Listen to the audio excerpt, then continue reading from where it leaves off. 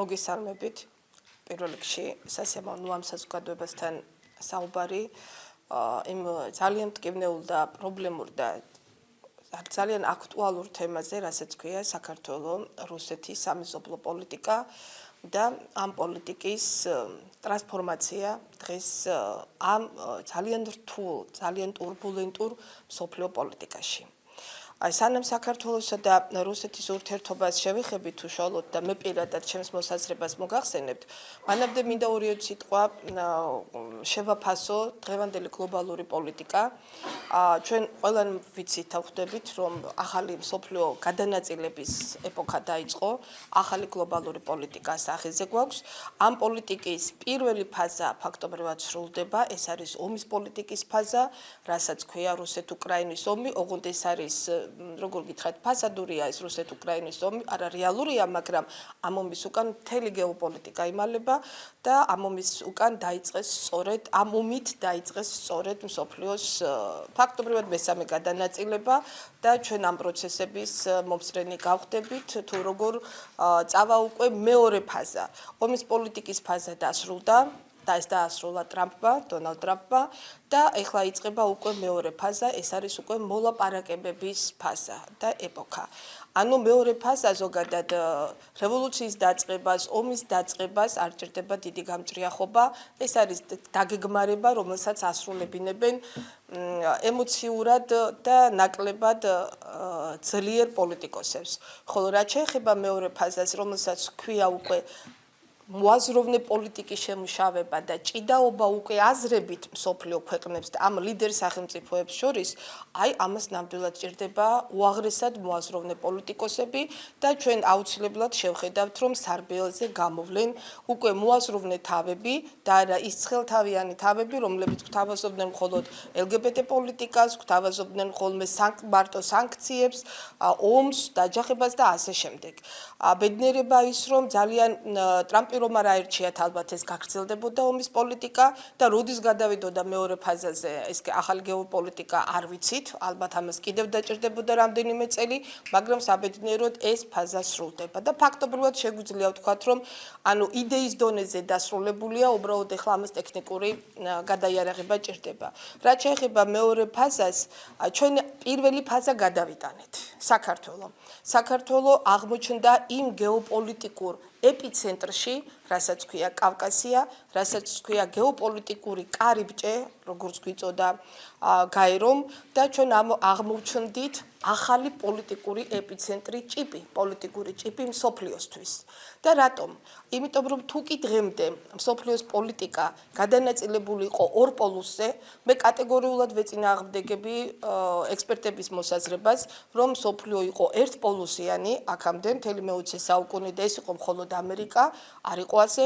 მსოფლიო გადანაწილებული იყო ორ პოლუსზე, ეს იყო ამერიკა, შემდეგ და მეორე საბჭოთა კავშირი, დღეს უკვე რუსეთი. იმიტომ რომ როდესაც ხედავ მათი პოლიტიკის გავლენებს სხვა ქვეყნებზე, ეს უკვე პოლიტიკური პოლუსია. დღეს შემსწრე გავხდით იმის, რომ აღმოსავლეთიდან ახალი პოლიტიკური ლიდერები წამოვიდნენ, მე ვერ მოვიაზრებ ჩინეთს და ინდოეთს ერთ პოლიტიკურ სუბიექტად, რადგან მათ შორისაც არის უკვე არის ინფორმაცია და უკვე ქვეტესტური განცხადებები, რომ ეს არ არის ერთი პოლიტიკური პოლუსი. ანუ მათ აქვთ იარაღი, ყველაზე დიდი იარაღი ეს არის დემოგრაფიული პოლიტიკა. დემოგრაფიული პოლიტიკა, რომლითაც მათ შეუძლიათ მართონ მსოფლიო გარკვეულწილად. მე როგორც დემოგრაფიის ექსპერტი, აქაც ძალიან მოკლე ანალიზს გავაკეთებ, როდესაც მცოცავ პოლიტიკას, ანუ დემოგრაფიული ანექსია საერთოდ ყველა ანექსიაზე ძლიერია. რატომ? მოდის მშვიდობიანი მოქალაქე სახლდება შენთან გარკვეული პერიოდი, არის შენი მოქალაქე, მას აქვს ყველანაირი უფლება შენ სახელმწიფოში და უკვე გარკვეული დროის შემდეგ ის ითხოვს უკვე უფლებებს. ნახეთ, როდესაც 2019 წელს მე გავხდით ამერიკაში, სამეცნიერო კვლევას ვაკეთებდი და რამდენიმე ჩემს უნივერსიტეტში, მაგრამ კიდევ რამდენიმე უნივერსიტეტის პროფესორებს შევხვდი. და გასაოცარი ის იყო, რომ ვისაც ხვდებოდი, ანუ ეს პოლიტიკოსები, პოლიტოლოგები, გლობალური, უმეტესი ნაწილი იყვნენ ჩინელები. და შემდეგ, რა თქმა უნდა, მანახეს ჩაინათაუნები, იგივე ნიუ-იორკში, იგივე სხვა შტატებში და ასე შემდეგ. და მაშინ ვთქვი იქ, რომ მე როგორც დემოგრაფმა, ან როგორც პოლიტოლოგი ისე ვიყავი წასული, მაგრამ ამ მეცნიერებიდან გამომდინარე საერთოდ სახელმწიფოები ტყუილა არაფერს არ გეკმავენ.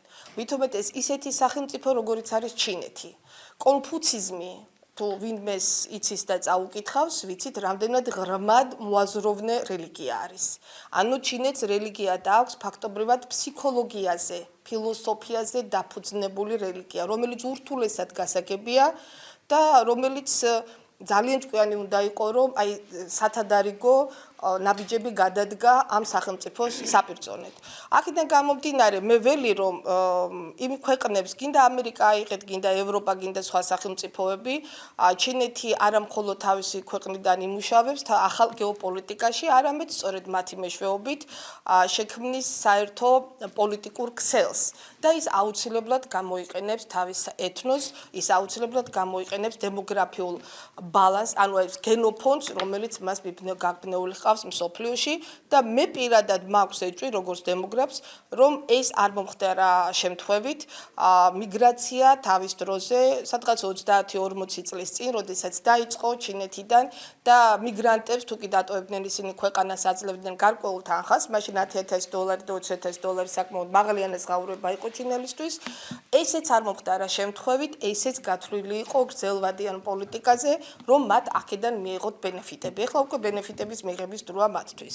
აქედან გამომდინარე, არ არის ისე მარტივად ეს მსოფლიო პოლიტიკა, როგორც ვთქვათ, გვიხატავენ, რომ ეს დაიწყო დღეს, ეს დაიწყო უკრაინა-რუსეთის ომით და ასე შემდეგ. ეს ეხლა არ დაწყებულა, ეს 10 წლების წინ დაიწყო, ეს ჩაფიქრებული იყო და მეორე სენსაციასაც გეტყვით, რაც პირადად მე მოვისმინე 2019 წელს ასევე ვიმყოფებოდი ბრიტანეთში. და ინგლისში იყო ბრექსიტის თემა, აი ეს პროცესები იყო და როდესაც ბორის ჯონსონი გამოდიოდა ინგლისის პარლამენტში, მას წამოწდა ეს ფრაზა, თუმცა ვერც ერთმა ჟურნალისტმა ვერ მიაქცია ყურადღება, იმდენად გადართულები იყვნენ ევროკავშირიდან გასვლის თემაზე და იქ იყო მთელი წინააღმდეგობა. ბორის ჯონსონმა თქვა ესეთი ძალიან საინტერესო ფრაზა.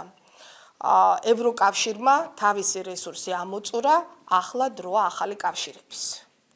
და მე რა თქმა უნდა ეს ჩავიჭირე, თუმცა შემდეგ ვეძებდი და ვერ ვიპოვე აი ეს მისი გამოსვლა, დაჩეხილი იყო ისე ქონდა შენახული, რადგან როგორც ჩანს ვიღაც ჭკვიანმა მიხვდა რომ ეს უნდა ამოიჭრათ და გაინადგურებინათ, რადგან ჯერ იმის თქმის დრო არ იყო. უბრალოდ მას ის ძალიან ემოციური იყო, თუმცა ძალიან ჭკვიანი კაცი და მას ეს წამოწდა, იმიტომ რომ ის კუთხეში მიაყენეს თვითონ ბრიტანელებმა, აი ეს დეპუტატებმა, რაც მას შეხვდა იქ წინააღმდეგობა პარლამენტში. ანუ რა ხდება? ხდება ის, რომ ძალიან რთული და მნიშვნელოვანი გეოპოლიტიკური პროცესების მომსწრე ვართ და ამ პროცესებში საქართველოს აღმოჩნდა ეპიცენტრი. სამყაროს წონასწორობა ყალიბდება. ანუ პოლიტიკური წონასწორობის ფაზაში შედის სამყარო.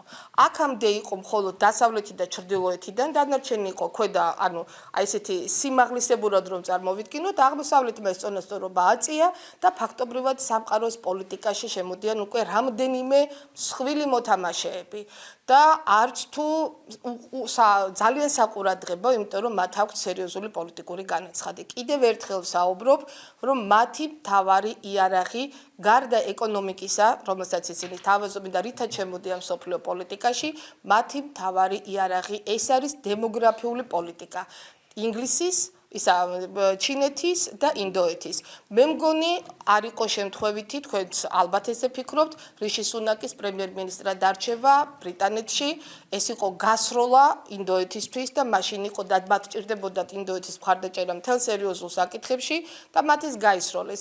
როდესაც ყავს დემოგრაფიული მოცემულობა, ანუ გენოფონდი შენს ქვეყანაში, რა თქმა უნდა ის სახელმწიფოც იყენებს და იყენებს ის სახელმწიფო, საიდანაც ის მიგრანტები არიან. მოდით გეოპოლიტიკას ახლა ცოტა ხნით შევეშვები და უშუალოდ რუსეთ-საქართველოს ურთიერთობა, ხო? რუსეთ-საქართველოს ურთიერთობა ფაქტობრივად გაყინული იყო მთელი 35 წლის განმავლობაში და ეს იყო პოზიციები საქართველოს ოკუპანტი სახელმწიფო, ოკუპირებული სახელმწიფო, რუსეთი ოკუპანტი სახელმწიფო. ჩვენ აი ამ პოზიციებიდან ვესაუბრებოდით ერთმანეთს და ეს იყო რეალობა, იმიტომ რომ საქართველოს იყო ოკუპირებული რუსეთისგან და რუსეთმა ის მას ერქვა ოკუპანტი. მით უმეტეს 2008 წლის აგვისტოს ომის შემდეგ.